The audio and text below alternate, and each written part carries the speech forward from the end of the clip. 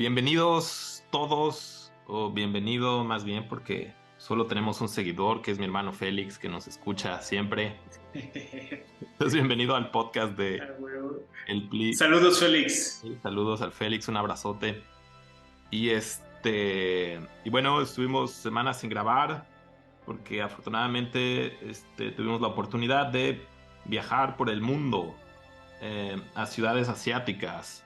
Todo lo hicimos con un compromiso de investigación para nuestra audiencia y poder ver si las ciudades asiáticas son, qué podemos aprender y si son biológicamente más saludables y qué se podría replicar en Occidente con las lecciones del otro lado del mundo. ¿Cómo estás, Pli? ¿Tú a dónde te nos fuiste? ¿Qué onda? Mi Jordi, un gusto estar de aquí de vuelta. Ya ves que la constancia es la llave del éxito, dicen por ahí. Y bueno, hay que admitir que también fue un viaje de placer, Jordi, para que engañamos a la audiencia, ella que es muy lista, o bueno, el Félix que es muy listo, nuestra audiencia. Pero definitivamente hay mucho que hablar acerca de esta cuestión urbana, de estos lugares asiáticos. Yo para todos los que nos oigan, estuve en tres países que fueron Tailandia y Cambodia e Indonesia, ¿no? En Tailandia sí estuve en varios lugares, en Indonesia únicamente en Cambodia en un lugar que se llama Siem Reap y en Indonesia pues prácticamente en Bali y alrededores, ¿no? Entonces creo que voy a tener una experiencia un poco diferente a la tuya, Millor, que ahorita nos vas a contar en dónde fuiste, porque yo fui a países de tercer mundo, ¿no? Que son pues clasificados así, mientras que tú, Jordi, fuiste al buen Japón, ¿no, Jordi? Que ahora sí que es un país que se considera del primer mundo, ¿no? Exacto, yo fui al Asia de primer mundo y el Pli fue al Asia de tercer mundo, que eufemísticamente se les llama países en desarrollo, pero en realidad, pues, creo que eso de tercer mundo viene de la Segunda Guerra Mundial. O estabas con los capitalistas, o estabas con los comunistas, o simplemente eras el tercer mundo, ¿no? Que los países que no estaban desarrollándose. Pero sí, tenemos diferentes perspectivas de las ciudades asiáticas. Y nada, ¿y tú qué aprendiste de Bali, Bangkok y demás? Ajá. Sí, es variada mi experiencia y ahorita me va a interesar mucho ir la perspectiva de Japón, del transporte público, de todo eso. Pero yo tengo mucho que decir. Por ejemplo, mis primeras experiencias fue en Bangkok. Bangkok es una ciudad muy grande, ¿no? Es una cantidad de habitantes, no estoy seguro, ahorita lo buscamos, pero más de 10 millones, ¿no? O sea, creo que un poquito más de 10 millones. Es una ciudad muy grande y con muchos contrastes en el sentido de que tienes unos edificios y unas zonas súper modernas, tecnológicas y con este tipo de lugares, ya saben, muy caros. Al parecer hay esta cuestión como en Bangkok como de ser muy a la moda, muy de estas ondas de Gucci y todo eso en ciertas zonas. Y al mismo tiempo tienes otras zonas pues, más pobres, ¿no? De hecho, interesantemente, por ahí creo que mi papá me decía que le dicen la Venecia de Asia, ¿no? Porque todo Bangkok está lleno de canales, ¿no? Aunque es una ciudad súper grande, está llena de canales.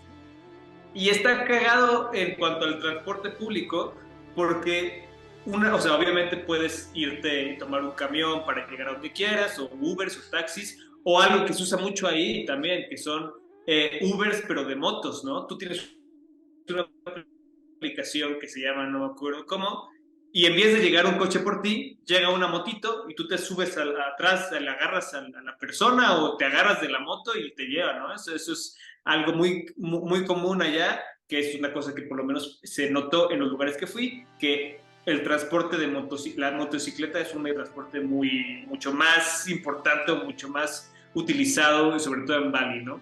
Pero lo otro es esto de los canales, que también hay transporte público en los canales, entonces está muy chistoso. Y hay unos que ya, pues como está en la ciudad, pues son canales medio sucios, ¿no? Huelen medio a caquita y demás. Pero ahí tomas un barquito que son paradas y así puedes recorrer la ciudad, ¿no? Y es como si vivieras ahí fueras un trabajador más, y de clase baja o clase media, pues en una vez te queda bien tomar tu barquito para regresar a tu casa, ¿no? Entonces está súper chistoso esa forma de transporte. Claro, también está el otro transporte público, pero sí, eso es algo muy chistoso. Algo que también es diferente es que en Tailandia se maneja del otro lado, o sea, el volante está del lado derecho y si manejas siempre del lado en la Ciudad de México manejas del lado derecho, ajá, aquí manejas del lado izquierdo, ¿no? Y el volante está del lado derecho. Y luego, pues no, te vas acostumbrando porque tu cerebro tiene que hacer este switch. Y luego en Cambodia, ahí otra vez vuelve a la normalidad, bueno, a la que yo estoy acostumbrado, ¿no? El volante del lado izquierdo y se maneja del lado derecho. Y en Bali, en Indonesia, otra vez es el lado contrario, ¿no? Es el volante del lado derecho y manejas del lado izquierdo. Entonces, tu cerebro tiene que hacer estas cosas raras como no saberte por dónde mover y se siente raro intentar hacerle la parada al camión, pero del otro lado de la calle, que se siente raro y no entiendes, ¿no? Entonces, las reglas son extrañas y es un poquito un caos controlado. Que funciona, ¿no? Y algo que tienen, para terminar este comentario, ahorita pasamos al tuyo, Jordi, es que también su cultura es diferente en cuanto al respeto. Allá hay ciertas cosas de caos, ¿no? De que a veces o de que a veces como que es no tan esclarecido si tienes que pasar o tienes que dejar pasar, o hay una montaña de motos, bueno, una marabunta de motos y todos pasan como puedan y demás, de repente uno se te pone el carril, el tuyo y demás. Bali pasa mucho eso, de que como está chiquita la calle, a veces en ciertos momentos los coches grandes tienen que hacerse para el otro carril y abordar el otro carril, pero así están acostumbrados y casi nadie se toca el claxon, casi nadie usa el claxon, hasta se ve un poquito mal usar el claxon, ¿no? Es como, es solo en casos muy extremos, pero es parte de la cultura. Yo también lo asocio con el hecho de que ahí sean todos budistas y entonces se saluden con reverencia. Y eso también cambia mucho, ¿no? Ahí todo el mundo se saluda con reverencia, entonces hay como ese respeto interesante, se siente, por lo menos en las páginas turísticas que fui, se siente seguro, por así decirlo, ¿no? Así lo sentí yo, claro, desde el punto de vista turístico, pero esos son mis primeros comentarios que querría decir sobre estas cosas urbanas y bueno, no sé si luego quieres que hablemos de la parte donde está más mezclado con naturaleza y de cómo utilizar naturaleza, como en Bali, que es mucha naturaleza, pero en cuanto a ciudad grande es Bangkok, y ahí podríamos decir que utilizaron naturaleza. Hay transporte público utilizado mediante los canales ya que había, pues de alguna manera lo hicieron, porque también en medio de Bangkok hay un canal gigante, el río, así es súper grande, y también hay algunos transportes. No son tan transportes públicos, son más transportes, digamos, turísticos, pero es otra forma de moverte en la ciudad, ¿no?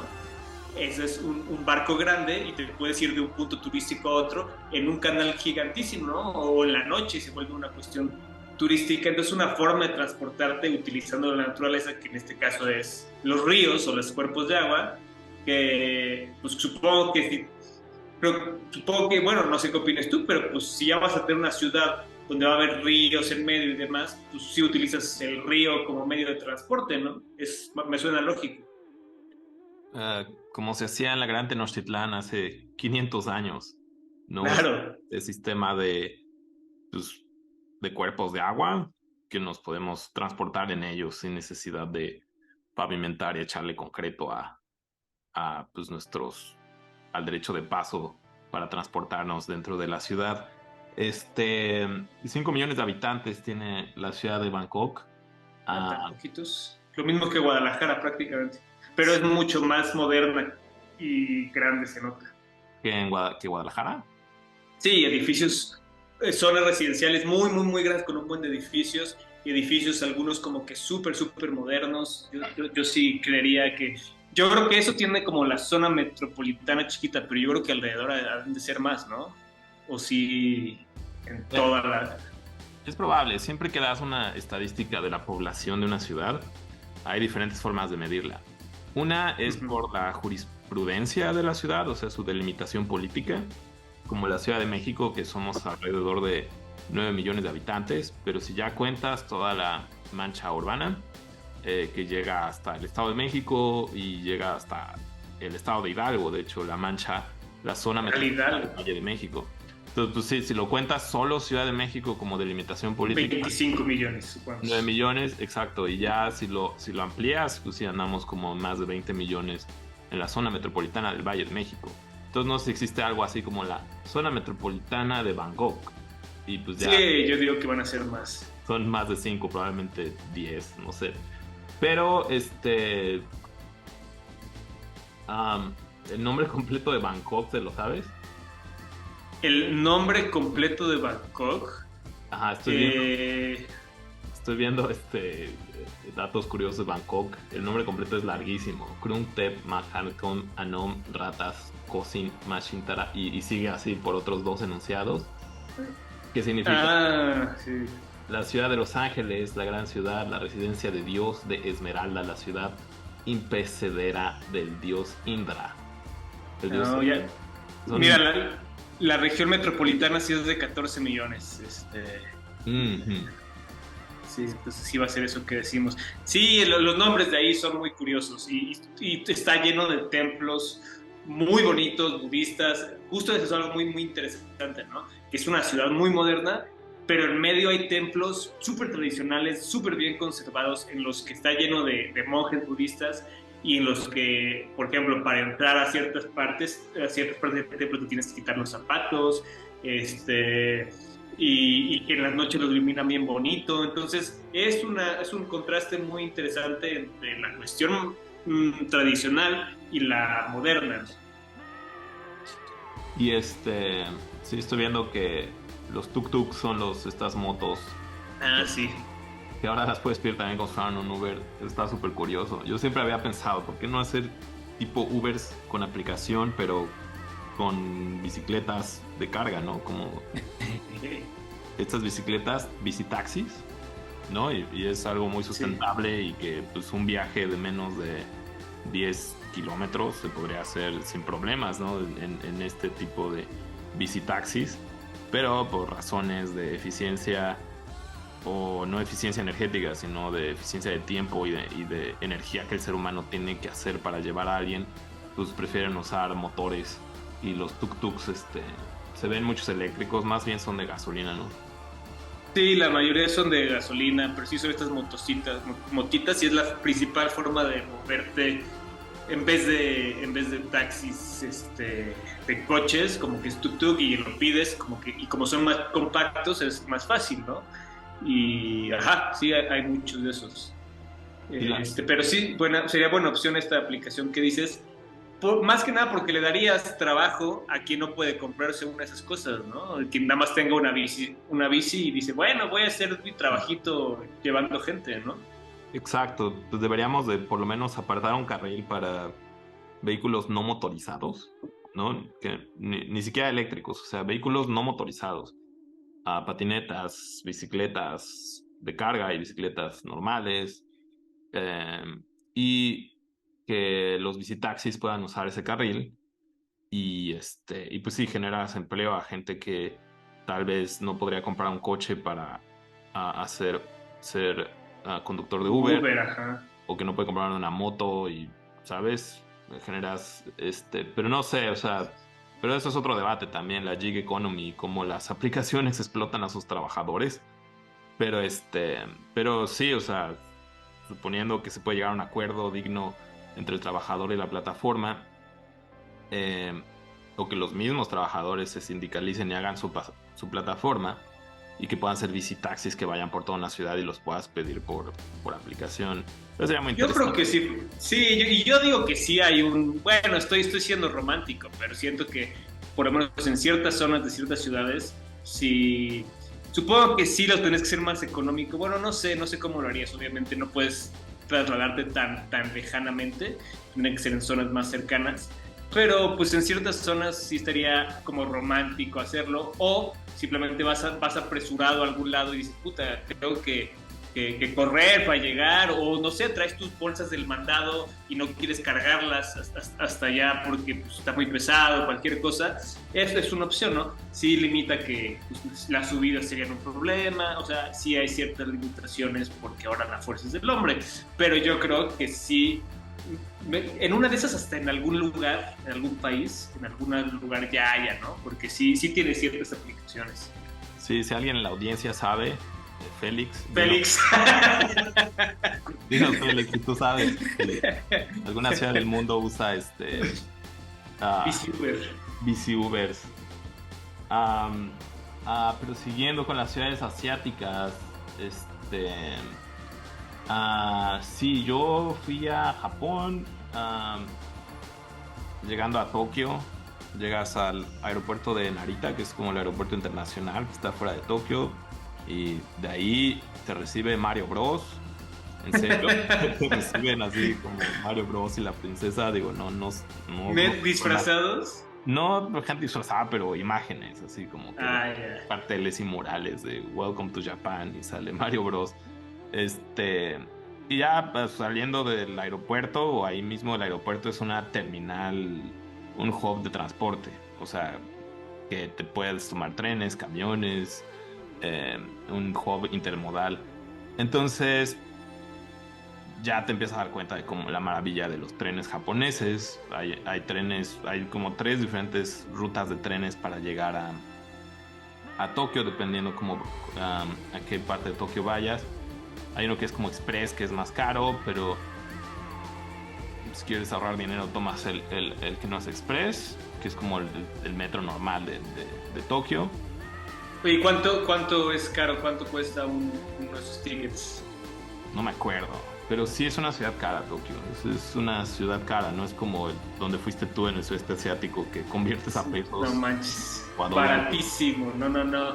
O sea, en Camboya y en Bali eres millonario, literal, su moneda vale tan poco que hay billetes que de 2,000, ¿cómo se llaman? Rupias, si no me equivoco, que son como 3 pesos mexicanos, ¿no? O sea, no es nada, son billetes de 2, 3 pesos y ahí en cualquier cantidad eres millonario, ¿no? Porque pues, tener 1,000, 2,000 pesos es como 1,000,000 de rupias, cosas así, ¿no? Entonces, sí, es bastante barato y en parte por eso es un destino turístico tan querido, porque es muy barato. Si para los mexicanos es barato, imagínate como para los gringos, para los estadounidenses, perdón, cómo sería de dólares. Cambiar de dólares a la moneda local.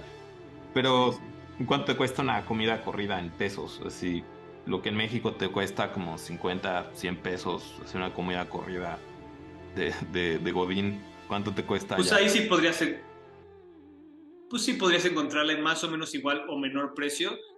Digo, dependiendo, no fuimos a comidas corridas, pero justo en restaurantes, pues sí, o sea, es un poquitito menor que, por ejemplo, seguro te cuesta más caro comer en cualquier restaurante de la Condesa en la Ciudad de México que comer en un restaurante bueno de Tailandia, Bali o cualquier cosa, ¿no? O sea, es más caro la Condesa que cualquier lugar de esos lugares que fui, estoy casi seguro. O sea, hoteles muy baratos, por ejemplo, en un lugar que fuimos cerca de Bali, el hotel costaba como, no me acuerdo si 1,000 pesos por noche, pero era un hotel así increíble que era como para ir de luna de miel en una islita así chiquitita que tenías así en tu regadera al lado, había como, o sea, era como un baño abierto, tienes como peces koi, estos como peces que te veían mientras te estabas bañando, era como literal, si alguien se va a casar ahí vaya a ese hotel, que a mí me pareció que para el tipo de hotel que era, y en esa islita, ahí hablando de transporte, es más chiquita que Cozumel, entonces de hecho tampoco hay nada de transporte de gasolina, ¿no? Ahí lo que se usan son carrozas con caballos o bicis, ¿no? Entonces el hotel tenía tus bicicletas afuera y recorrías alrededor toda la isla en poquito tiempo, en 45 minutos. Te ibas en tu bici afuera del hotel a los bares o lo que fuera. Había muchos australianos ahí en ese lugar porque está muy cerca de Australia. Entonces, lo mismo para los australianos, qué barato de hacer eso. Había muchos australianos tipo jóvenes, era como el Cancún, era como el lugar de fiesta de los australianos. Y sí, muy buena fiesta, la verdad. Pero sí, a mí me pareció muy barato incluso eso, ¿no? Hasta los hoteles, la comida. Sí, creo que tu hotel en Japón, me imagino que no haber salido barato. No, es una ciudad cara, la verdad, Japón. Una comida sí te salía como en $20, 400 pesos, así mínimo Por persona, ¿no? por Ajá. persona. Ujú. Y los hoteles, pues sí, de $100 para arriba a la noche, un hotel, pues decente, ¿no? Ni de lujo, ni hostal, ¿no? Donde compartes con 10 personas más, pero una habitación privada, sí, de 100 para arriba. Este. Y bueno, siguiendo con Japón, lo que más me llamó la atención fue el sistema de trenes, maravilloso, todo el transporte, como el metro de Tokio. Es muy interesante el sistema porque compras una tarjeta y la tienes y pagas lo que, o sea, pon tú en la Ciudad de México, si te subes en Barranca del Muerto y te bajas hasta el otro lado de la ciudad, de Indios Verdes, o este, lo pagas lo mismo que si solo haces una estación, pero en Japón, en Tokio, tienes que pagar según la distancia que hiciste, o sea, cada estación te cobra un poco más, dice, según lo lejos que vayas. Y Es está muy bueno. electrónico.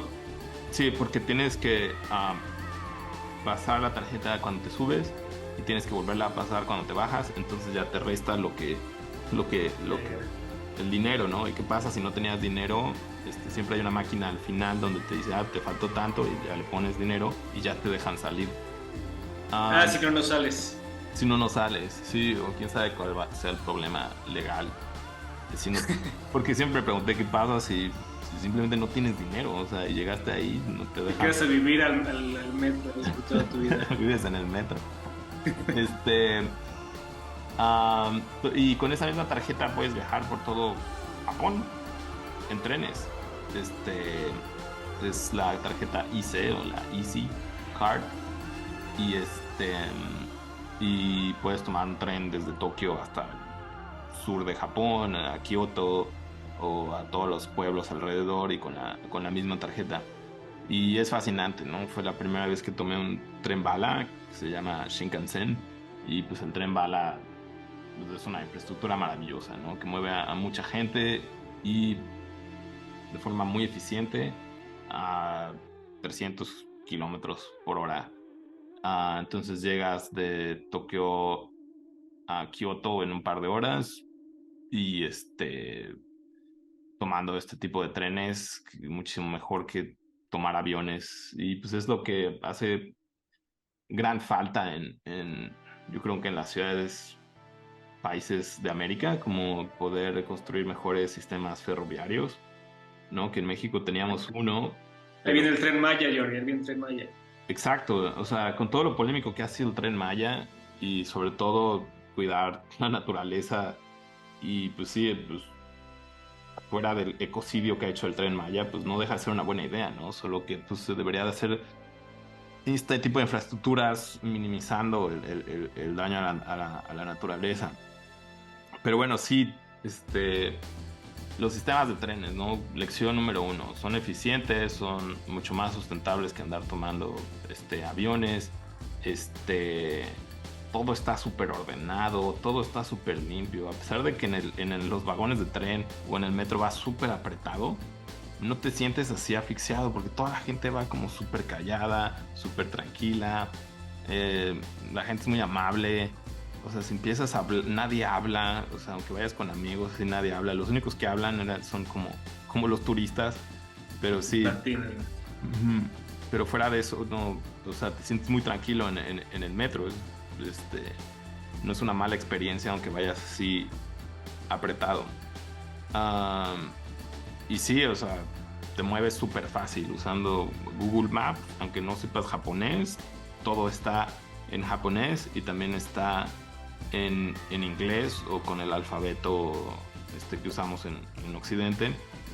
Y no hay forma de que te pierdas. Nomás vas siguiendo lo que dice la aplicación y vas viendo las letras y te bajas en tu estación. Todo está bien diseñado así para que visitantes externos puedan poder tomar bien los sistemas de metro y trenes. De repente si vas a pueblos pequeños donde ya no hay nada en traducido a inglés o al alfabeto occidental, pero pues ahí te mueves y preguntas y la gente es súper amable y encuentras tu camino. Am, pero bueno, eso de primeras impresiones, ¿no? Y también hablabas mucho de la cultura, ah, porque pues sí, nosotros católicos, apostólicos, románicos, ¿no? Hermanos.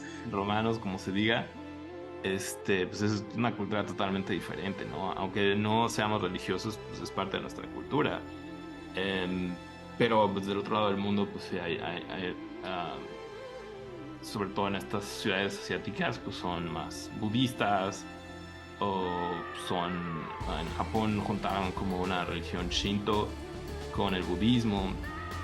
Es como decías, la gente es como más pacífica, más silenciosa, amable, no sé, como se siente que o más colectiva también, creo que en Occidente somos súper individuales y como que cada quien por su cuenta, pero en Japón sí sientes que la gente se siente parte de un todo y que tienes que cumplirle a ese todo y tienes que ser súper respetuoso con ese todo.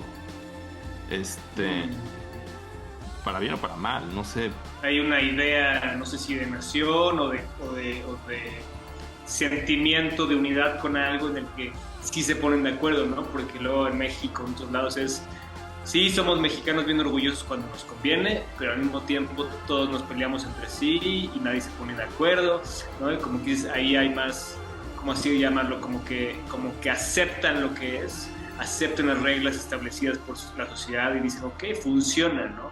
Que tal vez es eso, como la ciudad, creo, bueno, en general la cultura japonesa, creo yo, son muy ordenados, ¿no? Con mucha disciplina, muy respetuosos.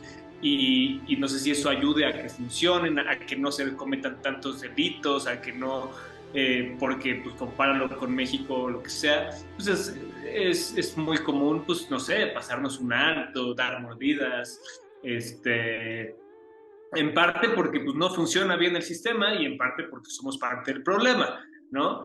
Pero pues si ahí tal vez todo funciona, nadie tiene que hacer, seguramente no te tocó nadie hacer ningún tipo de imprudencia, ¿no? Ni nadie se pasara el alto ni siquiera caminando, ¿no? O sea, si eres un peatón, te esperas a que te toque, ¿no?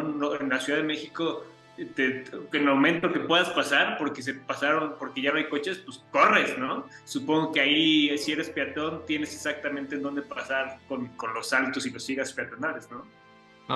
Muy interesante lo que dices, Pli, porque, bueno, yo como radical anarquista peatón, yo creo que el peatón siempre tiene el derecho de cruzarse cuando quiera, ¿sabes? O sea, entiendo que hay que ser prudentes, que las ciudades no se hicieron para los peatones y que pues si no haces una cultura de esperarte a que esté verde, pues puede haber muchos incidentes lamentables.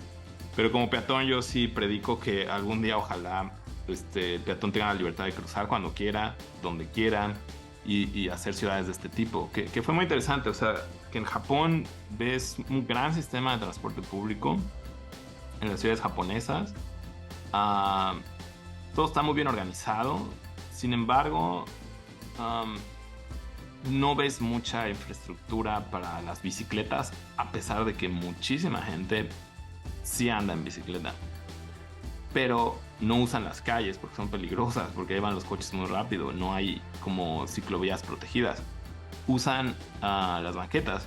Entonces las banquetas en su gran mayoría son amplias y logran convivir peatones y ciclistas en la banqueta.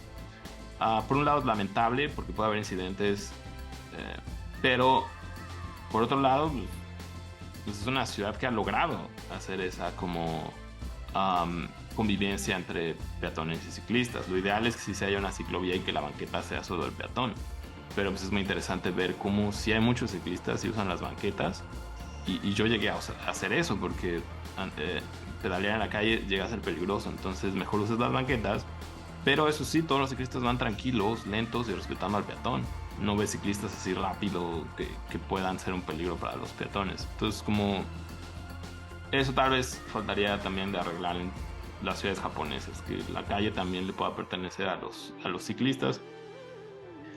Pero de ahí en fuera el sistema de transporte público maravilloso. O sea, hay mucho que aprender. Este, y y ya, ¿tú qué más? ¿Qué aprendiste de la relación con la naturaleza y la biología de las ciudades asiáticas? Que bueno, eso también será otro tema de podcast, pero pues supongo que en Bali sí hay más que aprender sobre la cuestión de la naturaleza.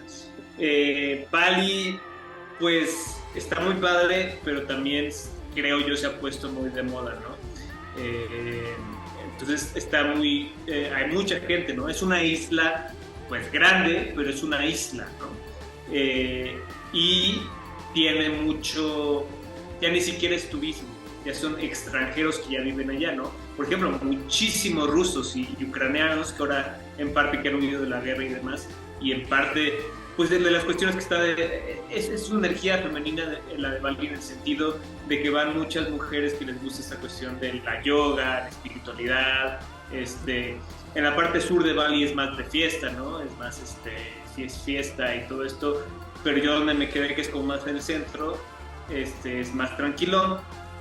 Algo padre y chistoso es que hay muchísimos monos, ¿no?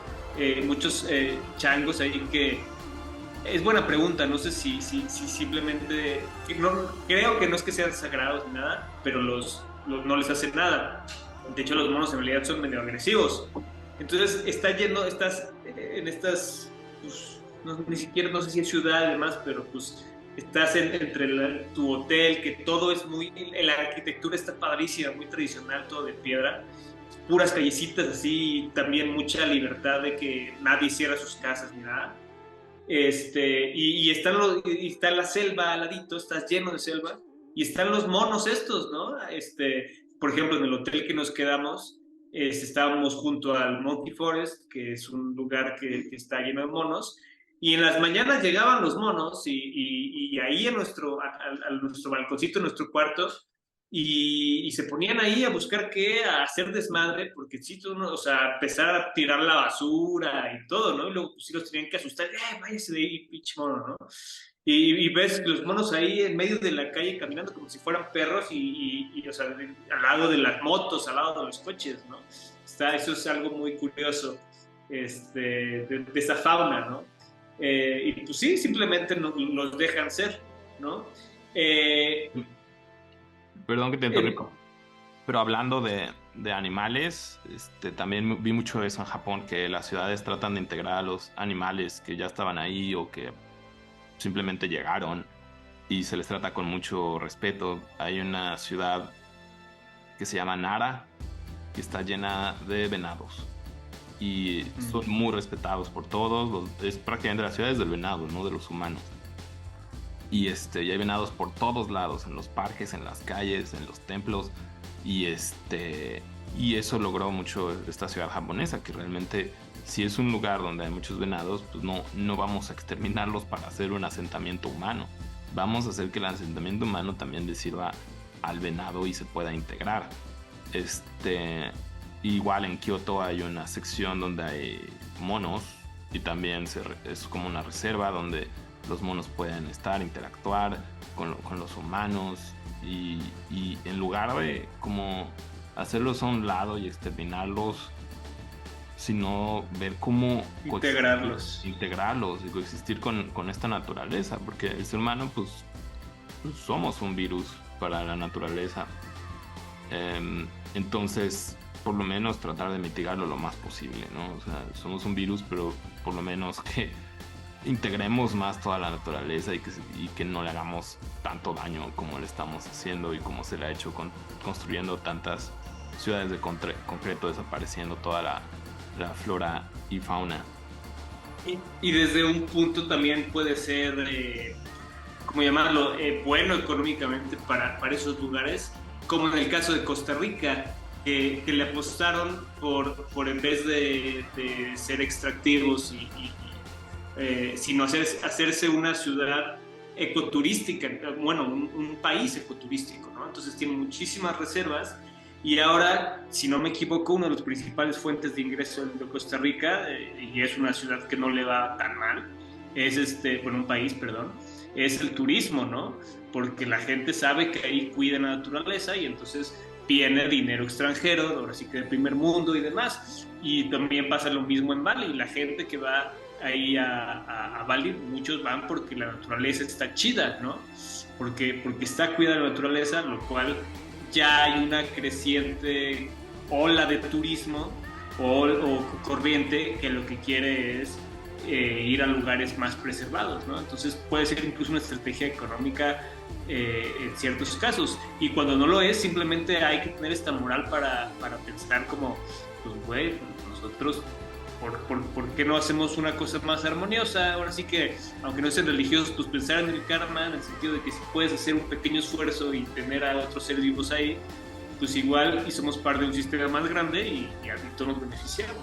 Entonces, está interesante esas otras formas de pensar menos, ¿cómo llaman? Pues supongo que sí destructivas, supongo que sí a partir de la película que vimos de Avatar. No hemos hablado un podcast de esa película, ¿verdad? Creo que sí la mencionamos en el podcast de ciudades biológicamente saludables. La mencionamos un cachito, pero podríamos expandirnos más en la filosofía de Avatar. Aunque parezca una película chafa, sí tiene o sea, su mensaje profundo también muy a la Pocahontas, ¿no? Pero pues, no deja de ser un mensaje que el ser humano pues viene a invadir y viene a destruir cuando realmente no, a la larga no nos va a convenir, ¿no? Destruir toda la naturaleza y nos vamos a morir todos.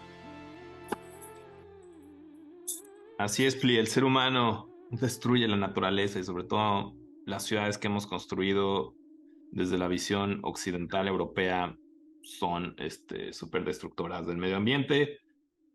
Y en Asia, pues digo, también no se salvan, pero han logrado integrar más la naturaleza, la fauna, los diferentes tipos de animales locales. Sobre todo en Japón vi muchos como toman muy en cuenta al paisajismo, o sea, como todo un ejército de arquitectos paisajistas viendo que la ciudad tenga todo con las plantas nativas en orden, súper estético, súper bonito, y también con esta filosofía de seguir las estaciones, ¿no? Porque Eso está padrísimo. no sé si a donde fuiste hay estaciones o es como a nivel del Ecuador donde no hay estaciones, pero en Japón sí, o sea, hay un invierno muy fuerte, hay un verano muy fuerte y cada estación pues, sigue su ciclo y sigue y crecen las plantas de esa estación y todo eso está muy bien ordenado y diseñado. Sobre todo a mí que me tocó ir en primavera, pues me tocó ver todos los cerezos florecer y todo lo Ay, verde. qué padre.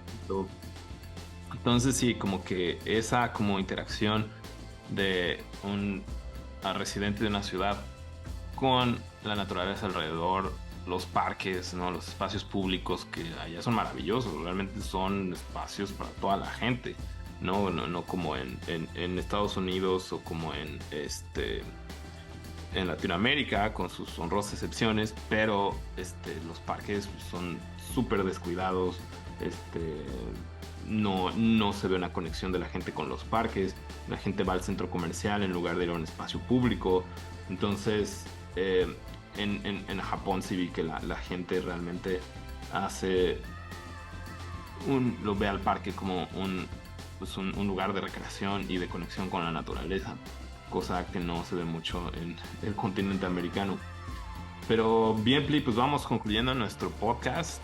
Puedes comentar algo más si quieres sobre la relación de el urbanismo con la naturaleza, pero también me gustaría terminar el podcast hablando de que la turistificación del mundo y cómo ya hay miles y miles de turistas afectando a todas las ciudades, como nosotros tal vez fuimos parte del problema, como hay gente también como tú comentas que pues hasta se va a vivir a esos lugares y pues puede que se integren bien o puede que sean parte del problema, porque como está pasando en la Ciudad de México, pues llegan muchos extranjeros a las zonas de Roma Condesa y vienen con buenas intenciones, pero con consecuencias como que se sube la renta, se gentrifica, cierran negocios locales de barrio y abren cafés hipsters y restaurantes caros, y cuando tú eras un residente ahí local, ibas a tu abarrotera, de repente tu abarrotera ya se convirtió en un café donde no te alcanza a comprar cafés de 100 pesos, ¿no? Entonces, la turistificación del mundo también es un tema muy interesante. En Japón está llenísimo de turistas, llenísimo. No sé cómo te tocó allá en el sudeste asiático. Ya, sí, sí, no, definitivamente también hay muchos turistas. Eh, Digo, obviamente fui a lugares turísticos y seguramente es algo diferente ir a lugares no turísticos. Estoy acordándome, pero también hay mucho turista asiático, no, no solamente turista del occidente, algunos europeos y demás. Eh, pero sí, este tema me parece muy interesante, el de la pues, consecuencias y ventajas o desventajas de la, como le llaman, turistificación, ¿no?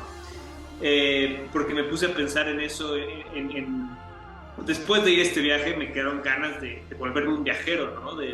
Como muchos hacen, mochileros o lo que sea, ser un viajero, simplemente vivir por allá.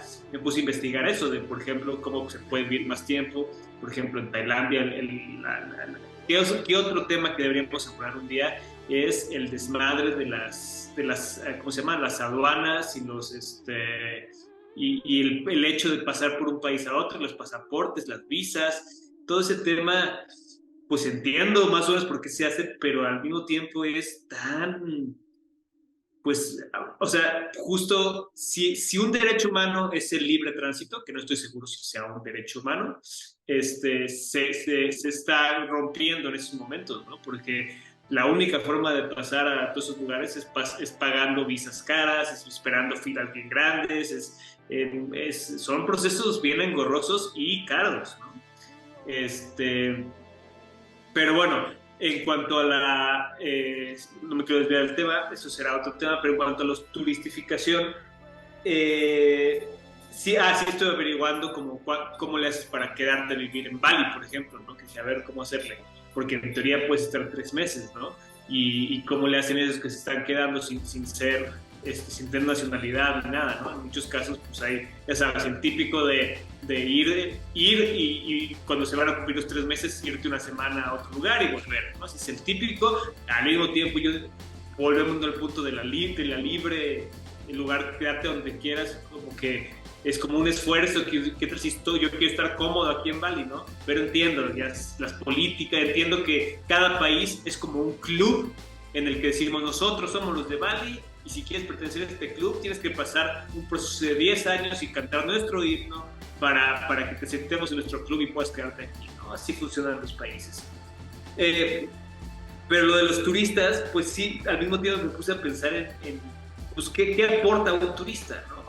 Si me pongo a pensar, no, pues cuánto contamina el transporte, ¿no? Que si el avión contamina mucho, o que si el transporte contamina mucho, y yo nomás estoy teniendo experiencias que sirven de mucho, que me abren los horizontes, y que tal vez yo estoy abriendo o yo estoy ayudando, pero no nada más es un entretenimiento, no nada más es esta cuestión como New Age de viaja, conoce, viaja, toda tanta cosa que hay como de enaltecer el viaje, ¿no? Que no está chingón, el viaje es chido, pero ¿qué tanto aporta, ¿no? ¿Qué tanto aporta viajar? Y ya se vuelve complejo pensar en cómo se afectan los lugares con el turismo, porque van a haber lugares en los que el turismo efectivamente trae derrama económica, y luego esos lugares aman a los turistas, en el sentido de que, sobre todo los turistas de primer mundo, porque dejan un buen de dinero, ¿no?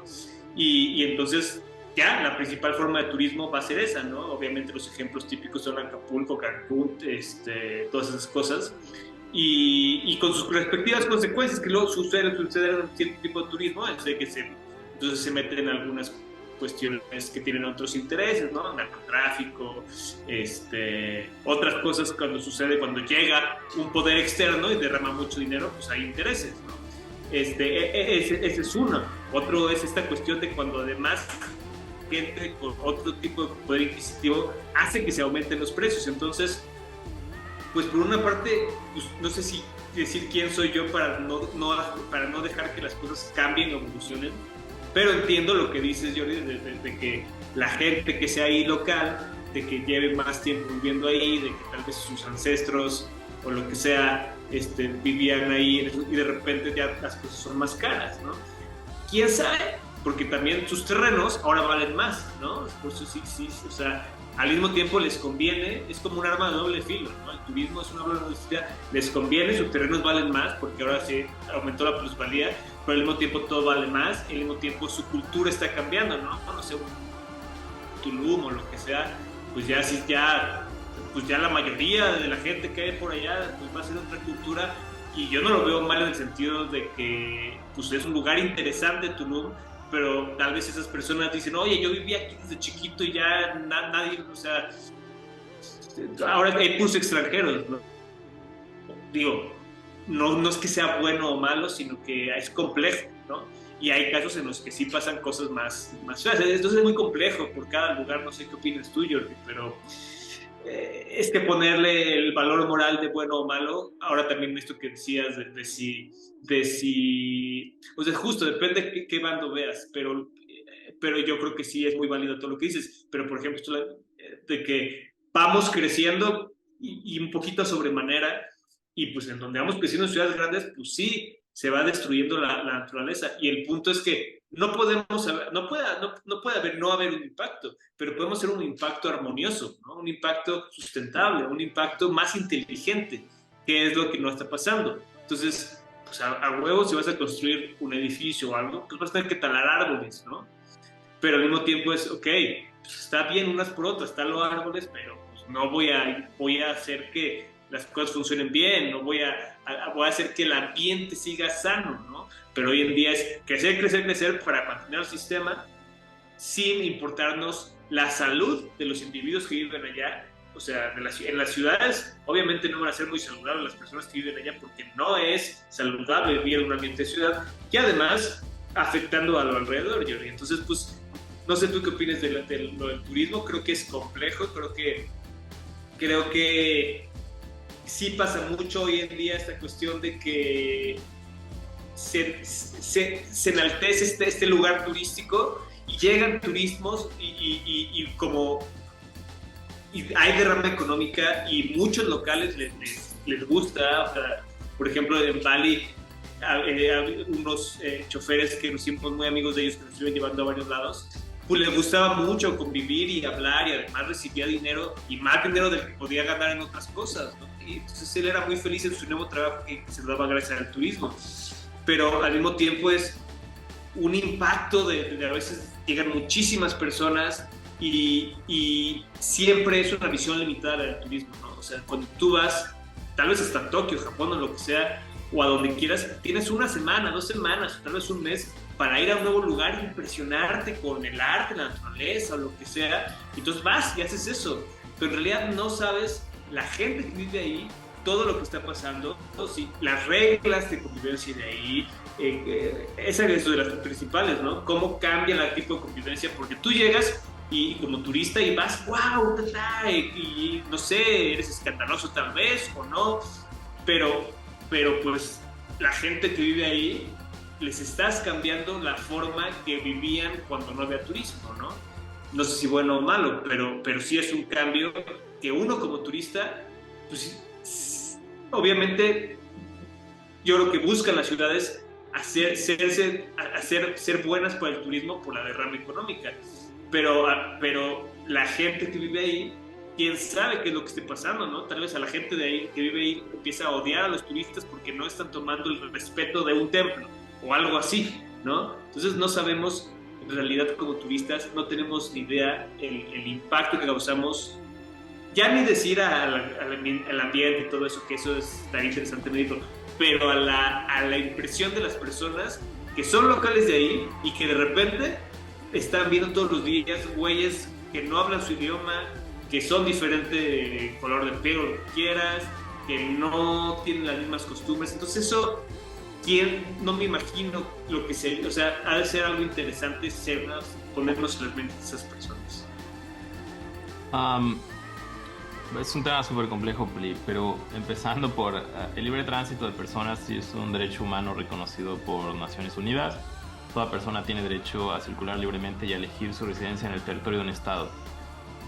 Suena muy bonito en la práctica, perdón, en la teoría, en el papel, y qué bueno que existe este derecho. Sin embargo, la realidad es muy diferente, ¿no? Em, Esto sirve mucho para la gente que puede ser refugiada por una guerra, por pobreza, por amenazas de muerte, que se pueden refugiar en otro estado. Ahora, gente que lo hace por recreación, como el turismo, acaba de ver un dato que solo aproximadamente el 4.5% de la población mundial viaja en avión. Es un dato súper fuerte, ¿no? O sea, que saber que perteneces a ese menos de 5% de la población que tiene el privilegio de tomar un avión y moverse a otro lado. Y Otro, ni en primera clase, en clase económica. ajá, y a la clase que sea, pero viajas en avión, ya eres parte de un grupo privilegiado, que es el 4.5% de la población, según la Organización de Aviación Civil Internacional. Y después hay otra capa más que es como pues, la suerte de donde naciste, no solo por el dinero que tengas para poder viajar en avión, sino también por el pasaporte que te tocó. No es lo mismo haber nacido Sí. en Japón, que tienes acceso a muchísimos países, que es el pasaporte más fuerte o de los más fuertes, junto con Singapur, Alemania, Corea del Sur, Finlandia, Italia, Luxemburgo, España, Dinamarca y Austria. Ahora, si naces en otros países como Afganistán, Irak, Siria, Somalia, Yemen, el pasaporte es muy débil y tienes que hacer todos los trámites burocráticos para poder viajar a otro país y a ver si te dan la visa o no. Nada más por dónde naciste, ¿no? Mm, No es tu culpa. Ajá, o sea, no es tu culpa, es simplemente dónde naciste. Por más que quieras visitar un país, puede que no puedas porque tu pasaporte no, tu país no tiene buenas relaciones internacionales con otros países, o simplemente tu país es tan pobre y tan despreciado que otros países no quieren ninguna relación con ese país y no te dejan transitar, o por también programas de migración, ¿no? Hay muchos migrantes, entonces quieren detener eso y no te dejan pasar a cualquier país así como así.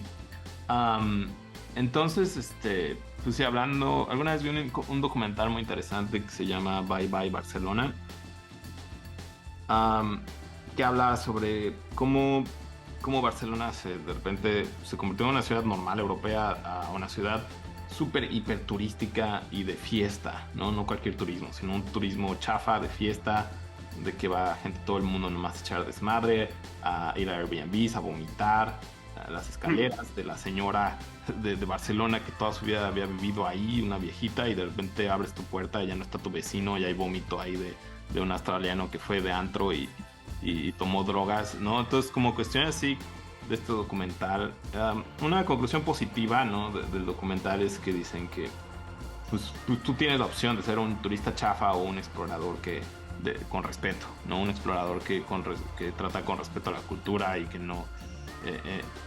pero aún así todos somos parte del problema. Cuando una vez estuve en Portugal, pues veía hay un problema muy fuerte de estudiantes que ya no tienen dónde vivir, dónde rentar cuartos, porque Airbnb ya renta todos esos cuartos a los turistas. Entonces hay grafitis por toda la ciudad mentando madres a los turistas y a Airbnb por este problema, porque decía, tu Airbnb era mi cuarto de estudiante, ¿sabes? Entonces, eso el problema europeo, pero un problema más fuerte, yo creo que es las ciudades del tercer mundo, los lugares del tercer mundo, porque ya hay tintes de colonización, ¿no? Hay tintes de yo tengo más dinero, vengo de un país más poderoso y puedo venir aquí a tu país a comprar terrenos y ya es otro tipo, ya no es una colonización de vengo a expropiar estas tierras y hacerlas parte de mi estado, pero ya es una colonización más individual capitalista de vengo de un país poderoso y voy a comprar estos terrenos en Tulum y voy a dejar a esta gente ya sin hogar porque les llega el precio. O sea, entonces es un tema muy complejo, pero que al final pues hay que pues, ver cómo resolverlo con regulaciones, ¿no? Hace poco vi que en la Ciudad de México se quería regular Airbnb, pero no de una buena forma, sino como un trato con Airbnb. No sé, pues las regulaciones son muy importantes para evitar gentrificación, para evitar que se desplace gente de su hogar, para evitar que se pierda como los elementos culturales de un barrio, por más que sea turístico, pero que no se pierdan esos elementos culturales.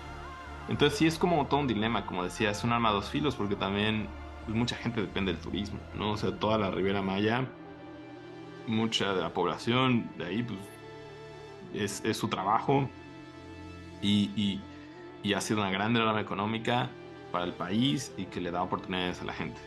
Sin embargo, pues hay que poner límites, ¿no? Hay que poner límites a qué tan digno es el trabajo, a qué tan digno es el transporte público para ir de tu casa a los centros turísticos y que no sea toda una pesadilla, que no los nuevos hoteles no destruyan manglares y cosas así, ¿no? Creo que ha habido varios casos de hoteles que se han logrado parar gracias a los ambientalistas porque destruían como manglares. Es todo un tema con muchas capas, Pli, pero creo que pues tampoco vamos a decir, no, pues ya no vamos a viajar, ¿no? O sea, ya no vamos a hacer nada. Yo creo que se trata de tomar estas oportunidades, de conocer el mundo y hacerlo con mucho respeto, sabiendo que puede ser parte del problema, pero sabiendo que también puede ser parte de, de, de, de una solución, de si nos vamos a globalizar como planeta, hacerlo de una forma pacífica y también toda la gente que venga a México darle la bienvenida y enseñarles que con respeto, que está bien la derrama económica que hacen, pero tenemos regulaciones claras para que no tenga un impacto negativo en la población ni en la naturaleza. Entonces creo que pues, se tienen que explorar soluciones para poder hacer un turismo más responsable, ser exploradores del mundo y no turistas chafas que vomitan en la escalera, ¿no?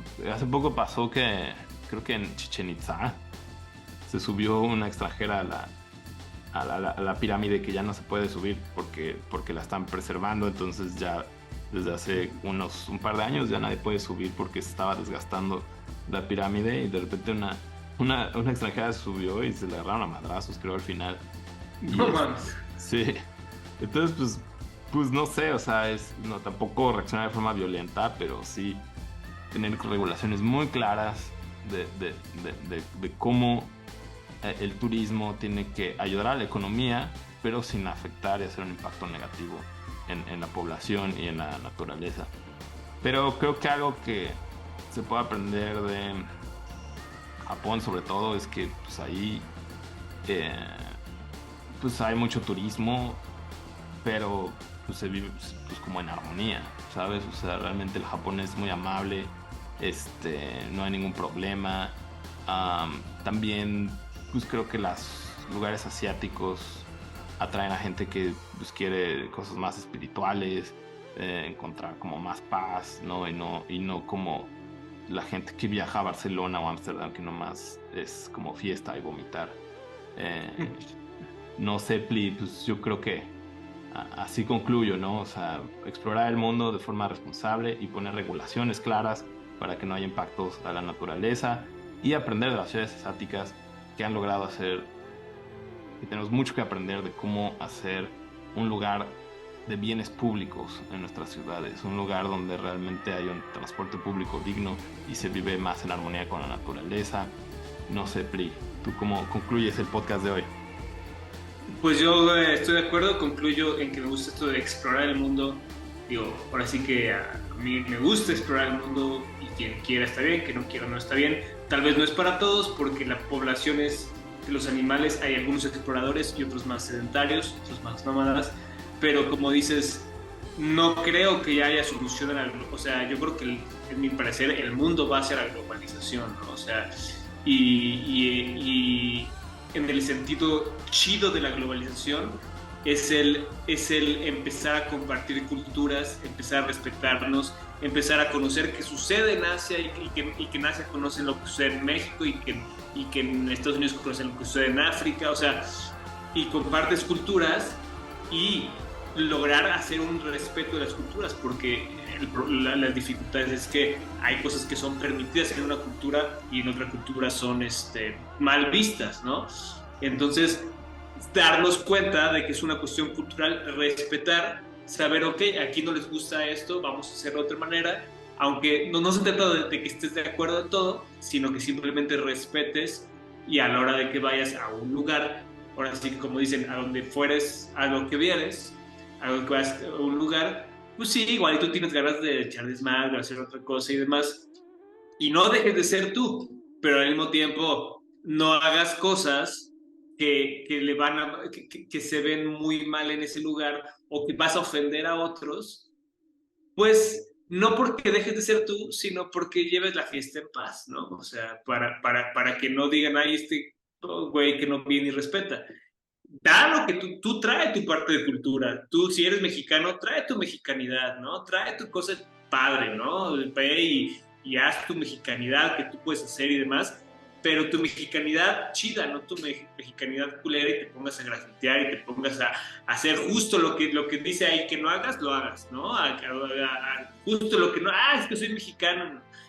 Trae tu mexicanidad, di güey, o sea, no sé, haz cosas divertidas como mexicano, pero respetando las cosas y así nos vamos conociendo entre todos, ¿no? Entonces sí es este equilibrio que tenemos que tener entre diferentes mentes, que creo que es importante, porque ahora sí que tal vez esta forma de viajar es una especie de internet de la Tierra en el que nos vamos conociendo diferentes culturas y ahora vienes con información de cómo es en Tokio, porque no es lo mismo verlo en internet como es un tema a vivir cómo viven ahí, conocer, es muy diferente, eso sí, otra conclusión, ya nada más para terminar, muy diferente que te cuenten algo, que te digan, que leas en Wikipedia cómo es Tailandia, cómo es Japón, bla, bla, bla, que son muy respetuosos, a vivirlo, ¿no? Eso te cambia, eso sí es una recomendación para todos y todas, sobre todo para Félix, que es el único que nos oye,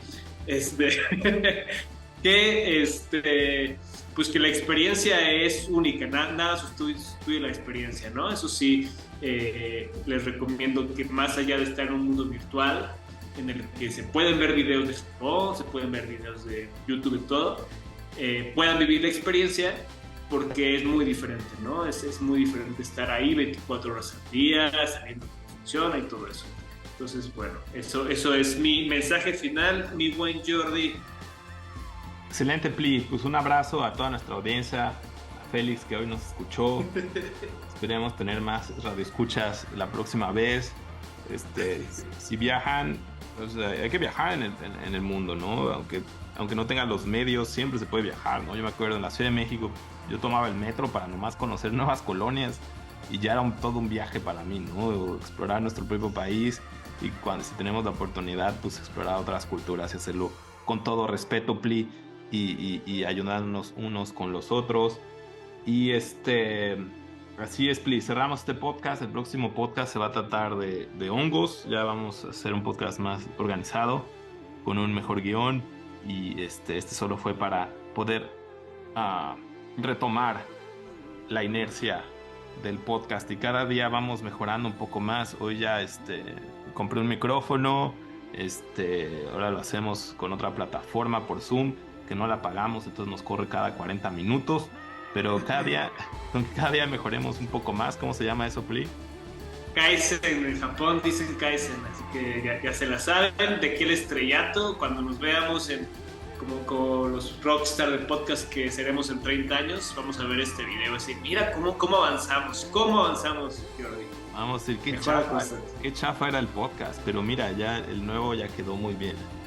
No sé. Ya con realidad virtual y todo. En el metaverso, sí, que resultó un fracaso, ¿no? O con inteligencia artificial, de que nos van a poder hacer preguntas o algo así raro. Ahora que está de moda la inteligencia artificial, algo así va a pasar. Así será, mi Pli. Pues bueno, termino la grabación. 1, 2, 3. Bonito día a toda nuestra audiencia.